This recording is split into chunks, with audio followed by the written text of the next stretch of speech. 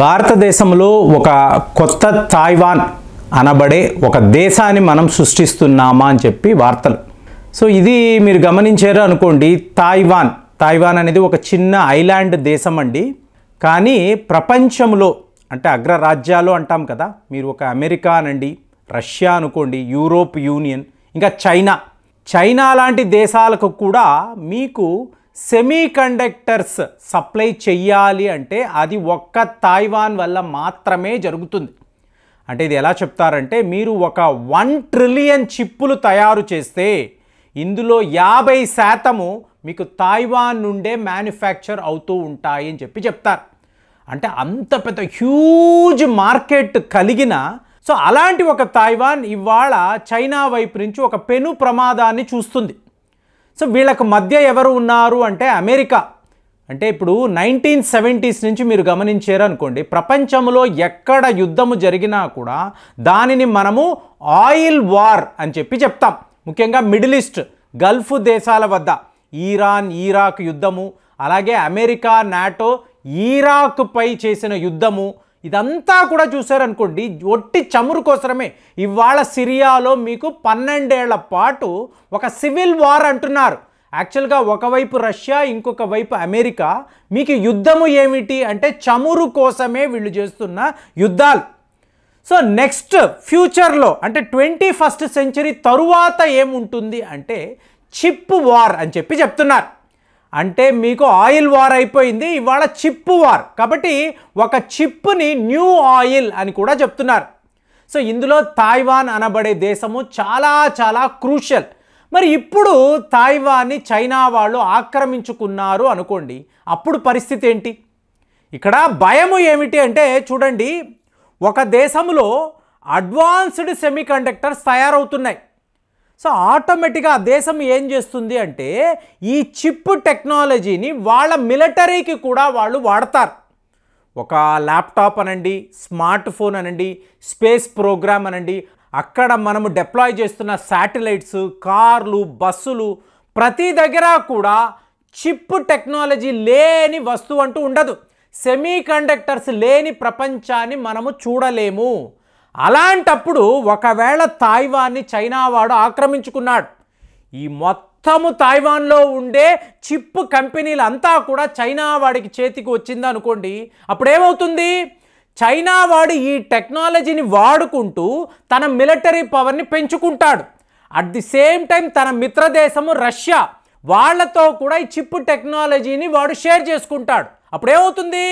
America ఇన్వేరియబుల్గా ఈ యుద్ధంలో ఓడిపోతుంది. వీళ్ళు చైనాను ఎదిరించలేరు, రష్యాను ఎదిరించలేరు. కాబట్టి చిప్ వార్లో తైవాన్ని కాపాడే తీరాలి అనే ఉద్దేశంతో అమెరికా వాళ్ళు ఉన్నారు. ఒకవేళ తైవాన్ లొంగిపోయింది, చైనా చేతికి తైవాన్ వెళ్ళిపోయింది, మరి ఆల్టర్నేటివ్ ఏమిటి? చిప్ టెక్నాలజీ అనేది ఇక ఉండదు కదా. ప్రపంచ దేశంలో ఎక్కడా కూడా సెమీ కండక్టర్ కావాలి అంటే మీరు చైనా వాడిని అడగాలి, వాడు బ్లాక్మెయిల్ మొదలు పెడతాడు. కాబట్టి ఇవాళ ప్రపంచ దేశాలు, అగ్రదేశాలు ఏం ఆలోచిస్తున్నారు అంటే ఈ చైనా యొక్క బెదిరింపులు తైవాన్ని సేఫ్ గార్డ్ చేయడం, కాపాడాలి. ఒకవేళ కుదరకపోతే మనకు ఉన్న అల్టిమేట్ డెస్టినేషన్ భారత్. మనము భారత్లో పెద్ద సెమీ కండక్టర్ మ్యానుఫ్యాక్చరింగ్ యూనిట్స్ పెట్టేసామో అనుకోండి, రేపు తైవాన్ ప్రమాదంలో పడినా కూడా మనము భారత్ వద్ద ఈ చిప్పులు కొనుక్కోవచ్చు. సెమీ కండక్టర్స్ టెక్నాలజీని మనం భారత్ నుంచి అడాప్ట్ చేసుకోవచ్చు. ఇదంతా ఎప్పుడు? 2021 డిసెంబర్ నెల మీకు భారతదేశం ఏకంగా 71,000 కోట్లు ఈ సెమీ కండక్టర్స్ మ్యానుఫ్యాక్చరింగ్ యూనిట్స్ కోసము మేము ఇన్వెస్ట్ చేస్తున్నామని చెప్పి ప్రపంచానికి చెప్పాం. ప్రపంచంలో నలుమూలలా ఉండే దేశాలు మా దేశంలోకి వచ్చి ఈ చిప్ టెక్నాలజీకి సంబంధించిన ఫ్యాక్టరీలు పెట్టండి అని మనం పిలుపునిచ్చాం. దానికోసము ఎన్నో ఇన్సెంటివ్స్ అంటే ప్రొడక్షన్ లింక్డ్ ఇన్సెంటివ్ స్కీములు పెట్టాం. సో ఇవాళ టాటా వాళ్ళు ఏం మాట్లాడుతున్నారు అంటే మేము ఒక మహాయజ్ఞము చెయ్యబోతున్నాం. సో ఇందులో తైవాన్ అంత దేశాన్ని మేము భారత్లోనే సృష్టిస్తాము. ఎక్కడ? గుజరాత్లో. ఏకంగా 91,000 కోట్ల రూపాయలు పెట్టుబడి పెట్టి గుజరాత్లో అతిపెద్ద సెమీకండక్టర్ ఫ్యాక్టరీ అనేది టాటా వాళ్ళు పెడుతున్నారు. అలాగే అస్సాంలో 27,000 కోట్ల రూపాయలు ఖర్చు పెట్టి వాళ్ళు ఈ చిప్ ఫ్యాక్టరీ అనేది పెడుతున్నారు. దాంతో వీళ్ళు ఏమంటున్నారు, చుట్టుపక్కల అస్సాం అంటేనే మీకు ఒక పేద రాష్ట్రము కదండి, వాళ్లకు కావలసిన ఉద్యోగ అవకాశాలు, మంచి జీవన విధానము, కావలసిన ఫెసిలిటీస్, రోడ్డు మార్గాలు ఇవన్నీ కూడా మేము నిర్మించి పెడతాము, అస్సాంని డెవలప్ చేస్తాము అని చెప్పి టాటా వాళ్ళు అంటున్నారు. ఇవాళ మోదీ గారు అస్సాం అన్నప్పుడు ఆయన వర్చువల్గా ఒక ఫౌండేషన్ స్టోన్ని ఆవిష్కరించారు. అట్ ది సేమ్ టైం గుజరాత్కి ఈయన వెళ్ళి ఆ ఫెసిలిటీస్ ఏంటి, ఇంత పెద్ద సెమీకండక్టర్ మ్యానుఫ్యాక్చరింగ్ యూనిట్ టాటా వాళ్ళు పెడుతున్నప్పుడు భారత్ యొక్క భవిష్యత్తు ఏమిటి? ఇప్పుడు మనం మాట్లాడేది ఒట్టి సెమీకండక్టర్సో చిప్ టెక్నాలజీ కాదండి, అడ్వాన్స్డ్ చిప్ టెక్నాలజీ గురించి మాట్లాడుతున్నాం. అంటే ఆ చిప్ అనేది ఎంత చిన్నదిగా ఉంటే మీకు అంత అడ్వాన్స్డ్, అంత పవర్ఫుల్ మీకు ఆ మెకానిజం అన్నమాట. అందుకే ఫోన్లు చూడండి, స్మార్ట్ ఫోన్లు అంటాం, ఎంత చిన్నదైతే దాని ఖరీదు అంత ఎక్కువ. సో మీకు తైవాన్ మీద ఒక యాపిల్ అనండి, శాంసంగ్ అనండి, వీళ్ళందరూ కూడా ఆధారపడుతున్నారు. రేపు చైనాతో ఇబ్బంది అయితే మరి ఇంతంత పెద్ద మేజర్ కంపెనీస్ వాళ్ళు నానా రకాలుగా నష్టపోతారు కదా. కాబట్టి మొత్తము కూడా భారత్ వైపు షిఫ్ట్ చేద్దాము. ఏంటి, తైవాన్ సెమీకండక్టర్ మ్యానుఫ్యాక్చరింగ్ కంపెనీ ప్రపంచంలో అతి పెద్దది. వాళ్ళతో కలిసి మనం భారత్లో పెద్ద పెద్ద యూనిట్స్ పెట్టబోతున్నాం. అది ఇక్కడ ఉండే వార్త. అంటే ఇక్కడ ఏమైంది, మీకు తైవాన్, సౌత్ కొరియా ఈ ఇరు దేశాల్లోనే మీకు అడ్వాన్స్డ్ చిప్పులు అనేవి ప్రస్తుతం తయారవుతున్నాయండి. మరి వీటికి సంబంధించిన టెక్నాలజీ అంటారా, మీకు యూకేలో ఆక్స్ఫోర్డ్ నగరము దగ్గర ఒక కంపెనీ, అలాగే నెదర్లాండ్స్లో కూడా ఒక కంపెనీ, వీళ్ళు మాత్రమే ఈ చిప్ టెక్నాలజీకి సంబంధించిన అడ్వాన్స్డ్ పరిజ్ఞానము కలిగి ఉన్నారు. అలాంటప్పుడు ఒకవేళ మీకు తైవాన్ ప్రమాదములో పడితే ఆటోమేటిక్గా ఈ దేశాలు ఏం చేస్తున్నారు, భారత్ని డెవలప్ చేద్దాము. ఇప్పుడు America, Japan, south Korea, Europe union లాంటి దేశాలు ఏం మాట్లాడుతున్నారు, మీకు కావలసిన ముడి పదార్థము, టెక్నాలజీ ఇదంతా మేము అందిస్తాం.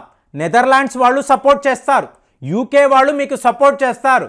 మీరు మాత్రము భూమి అనండి, అక్కడ ఉండాల్సిన మ్యాన్ పవర్ అనండి, వీటిని సిద్ధము చేసుకోండి. పూర్తి ఇన్వెస్ట్మెంట్స్ ఇండియాలోనే ఉంటుంది. టాటాస్తో కలిసి మేము పెద్ద పెద్ద ఫ్యాక్టరీలు పెడతాము. ఈ అడ్వాంటేజ్ చైనాకు ఉండదండి. ఎందుకంటే చైనాకు ఎటువంటి గుడ్ విల్ లేదు. వాడు తైవాన్ని బెదిరిస్తున్నాడు. దీనిని అమెరికా ఒప్పుకోవడం లేదు. మరి అమెరికా మిత్ర దేశాలంతా కూడా చైనాను ఒక విలన్ లాగే చూస్తున్నారు కదా. మరి వాళ్లకున్న బెస్ట్ ఆల్టర్నేటివ్ ఏమిటి, ఖచ్చితంగా భారతదేశమే. కాబట్టి భారతదేశాన్ని ఒక గొప్ప కాంపిటీటర్గా, చైనాకు పోటీగా ప్రపంచానికి వీళ్ళందరూ కలిసి చూపిస్తున్నారు.